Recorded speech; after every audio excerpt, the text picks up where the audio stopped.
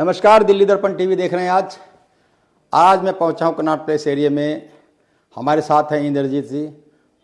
दिल्ली दर्पण टीवी पे बहुत सारी वीडियो देखेंगे। रेलवे कर्मचारी यूनियन के भी नेता हैं और इसके साथ साथ एक संगठन है वज्रवाहिनी परिवार।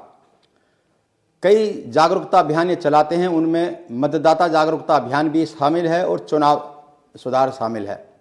तब जो कि मौका 2024 के चुनाव का है और जो माहौल देश भर में है, जिस तरह से ईवीएम पर भी सवाल उठाए जा रहे हैं, कभी किसी बात को लेकर के बवाल होता है, तो ऐसे में वज्रवाहिनी परिवार किस तरह से अपनी भूमिका निभा रहा है, मतदाताओं के बीच जागरूकता की बात हो या चुनाव सुधार की बात हो, इन सब पर चर्चा करने के लिए आज हम इंद्रजीत जी के पास पहुंचे हैं।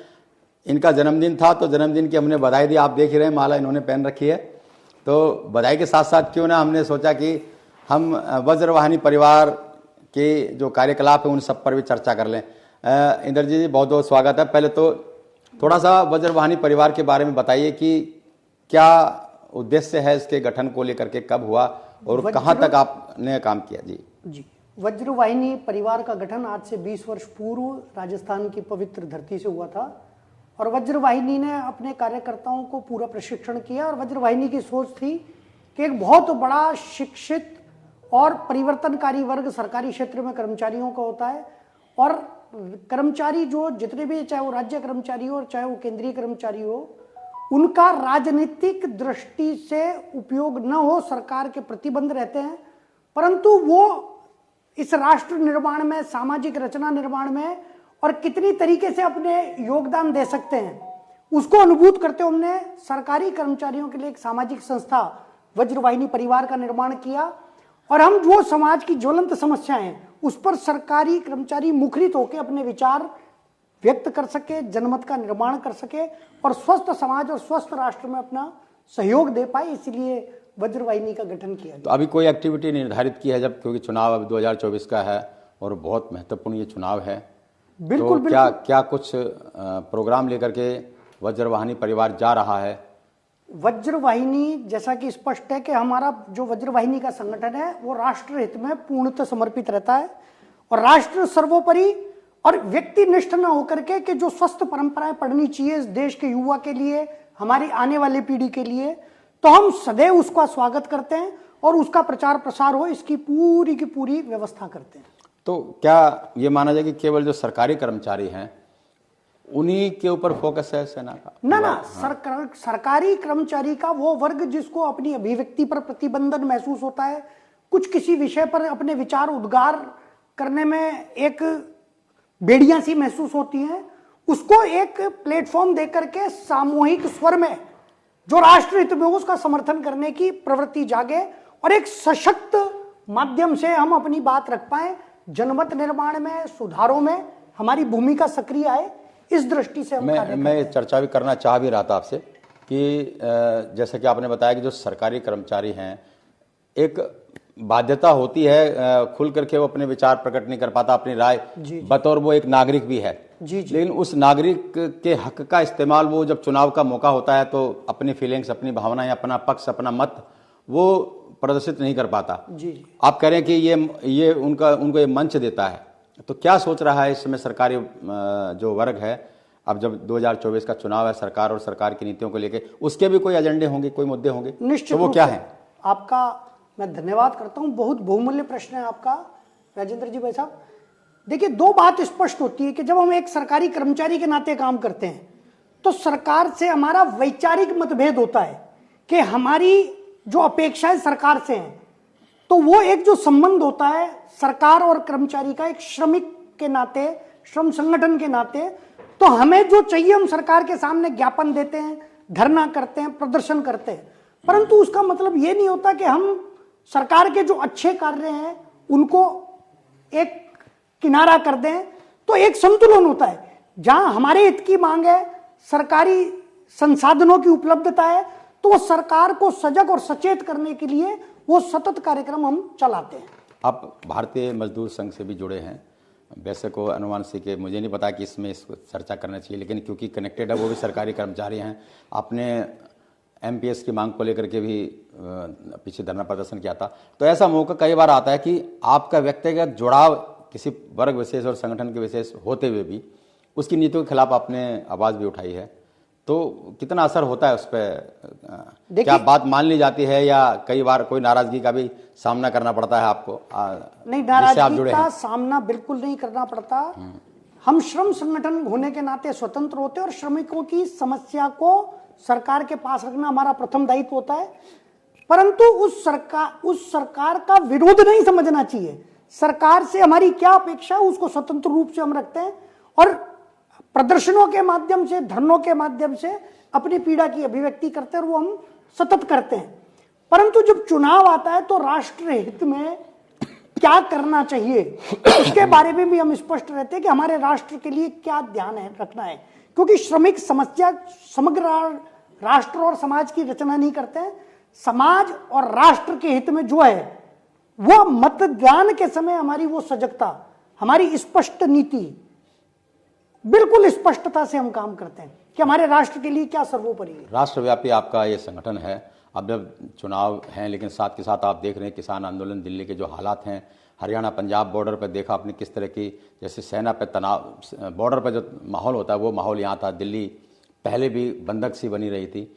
इस माहौल में क्या सोचती है आपकी वज्रवाहिनी जो परिवार है, देखिए, और क्या सलाह उन किसानों को आप देना चाहते हो, या सरकार कौन गलत और कौन सही लगता है इसमें आपको? ये बहुत अच्छा सवाल है राजेंद्र जी, बैठा आपका पुनः। देखिए, ये श्रमिक आंदोलन, इसको कहना कि ये श्रमिक आंदोलन, सरकार जो किसानों का आंदोलन है, ये संपूर्ण किसान का आंदोलन नहीं है। ये एक सुनियोजित विदेशी षड्यंत्र के माध्यम से पैसा देकर कराए जाने वाला अभियान है।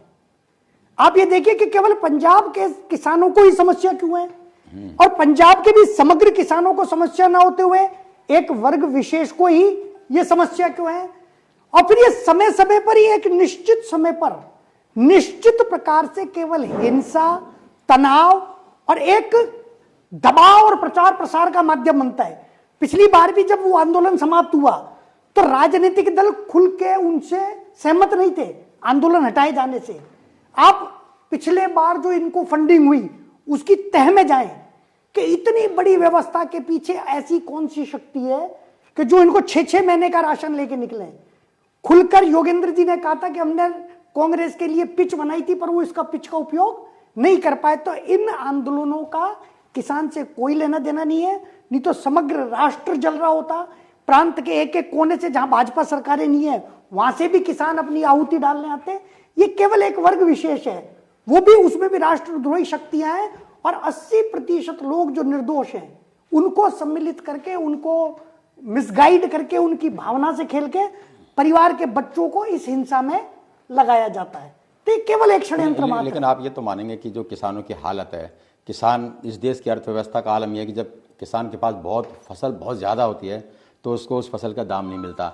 जब उसकी फसल खराब हो जाती है, यानी जब मांग और आपूर्ति का सिद्धांत या भी काम करता है, जब उसके पास फसल बेचने के लिए नहीं होती तो दाम उसके आसमान पर चढ़े होते हैं। यानी उसको मजदूरी करना ज़्यादा मुनाफे का सौदा लगता है बजाय के किसानी की। इस बात से तो इनकार, समस्याओं की अपनी मुद्दे, अपनी परेशानियां तो हैं। देखिए, और एमएसपी की गारंटी वो मांग रहे हैं, इसमें दिक्कत क्या है? एमएसपी की गारंटी मिलनी चाहिए, हमारा मत है, परंतु प्रकार क्या हो। आज से पहले एमएसपी की गारंटी कब से नहीं मिली, और किसानों की जो व्यवस्था है यह दुर्दांत व्यवस्था जब से देश स्वतंत्र हुआ है, अंग्रेजों के समय से भी थी, राष्ट्र स्वतंत्र होने के बाद भी यथावत बनी रही। परंतु यदि इन 14 वर्षों का अनुभव करें यह सरकार आने के बाद, तो आपको लगेगा कि किसानों के हित में जो कार्य किए गए वो निश्चित रूप से दूरगामी प्रभाव देंगे। क्योंकि इन समस्याओं का हल, जो इतने वर्षों से गंभीर समस्याएं ग्रस्त हुई हैं, उनका इलाज भी कैंसर की तरह एक गोली या एक डोज से नहीं हो सकता।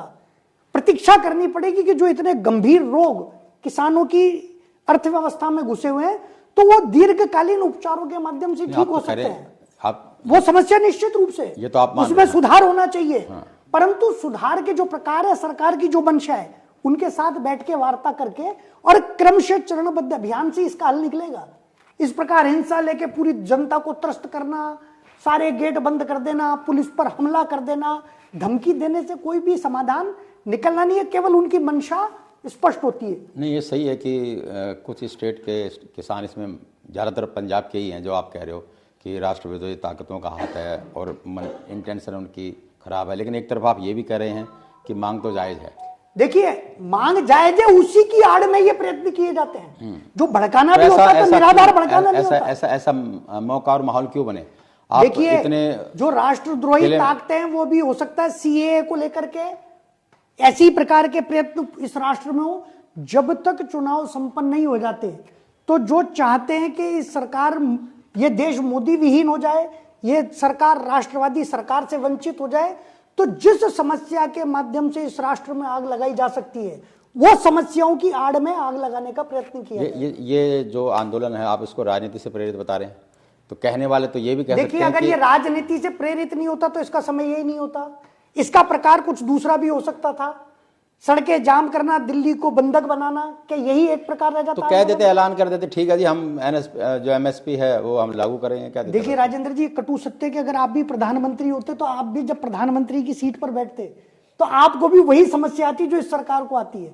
सरकार की मंशा पर संदेह नहीं करना चाहिए, उसमें कितना पैसा जाएगा, देश की अर्थव्यवस्था क्या होगी, ये निश्चित रूप से सरकार एक परिवार के नाते से काम करती है।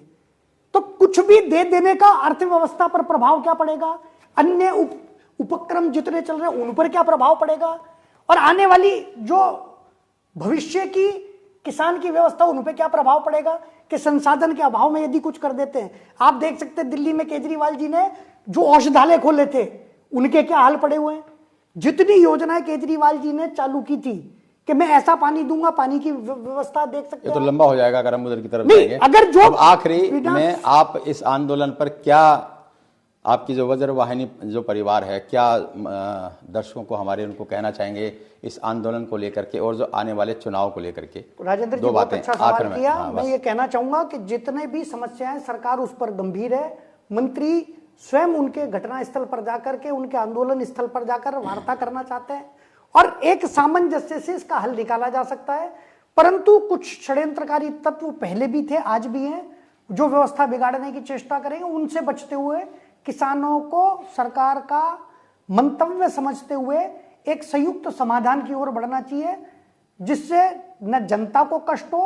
और रही आंदोलन की बात और उनकी समस्याओं की, तो जो अपना प्रजातांत्रिक पद्धति में, लोकतांत्रिक व्यवस्था में जो आंदोलन के संसाधन है, उनको ये अपना अभियान जारी रखना चाहिए। और बाकी सरकारी कर्मचारियों का कोई सरकार की तरफ से सरकार को कुछ कहना चाहते हो, पार्टी को कुछ कहना चाहते हो कि भाई ये सरकार के जो अधिकारी हैं, कर्मचारी हैं, उनका ये एक मुद्दा भी शामिल होना चाहिए? बिल्कुल, सरकार की तरफ से हमने सरकार को धरने प्रदर्शनों के माध्यम से हमने हमारी जो एनपीएस स्कीम है उसको हटाने के लिए, ओल्ड पेंशन स्कीम लाने के लिए। अब धरने प्रदर्शन को छोड़िए, अब मैनिफेस्टो में भी बात कर सकते हैं कि भाई अब जब चुनाव सामने आए तो जिस भी पार्टी से आप जुड़े हैं उनको क्या रखा, क्या उनके मैनिफेस्टो में इन सब चीजों का जिक्र होना चाहिए, इस तरह का निवेदन तो कर ही सकते हैं। देखिए, मैनिफेस्टो नहीं, सरकार की मंशा भी है। उन्होंने एक कमेटी का निर्माण कर दिया है कि ओपीएस लाने के लिए उसके क्या क्या प्रभाव होंगे, वो कमेटी अपना काम कर रही है।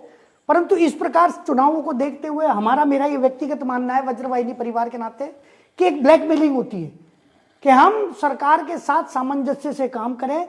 धमकी से मैं आपको एक दृष्टांत देना चाहता हूं, जितने राज्यों ने ओपीएस दी थी वो सारी सरकारें बुरी तरह पराजित हुई हैं। तो हमारी धमकी से कोई बहुत बड़े परिवर्तन नहीं होंगे, ये हम सजग इस बारे से। परंतु सरकार की संवेदना जगा के, सरकार की अपेक्षा जगा के और हमारी आवश्यकताओं को उन्हें ठीक प्रकार से समझा के हम निश्चित रूप से दृढ़ आश्वस्त है कि हम ओल्ड पेंशन निश्चित रूप से प्राप्त कर लेंगे जल्दी। जी, तो चलिए, ये थे इंद्रजीत सिंह जी जो साफ कह रहे हैं कि मतभेद हो सकते हैं लेकिन हम अपना पक्ष रखते हैं, लेकिन उम्मीद भी इसी सरकार से रखते हैं, चाहे वो किसानों की बात हो, चाहे वो सरकारी कर्मचारियों के हितों की बात हो। निश्चित। बहुत बहुत धन्यवाद। लेटेस्ट खबरों के लिए सब्सक्राइब करें हमारा YouTube चैनल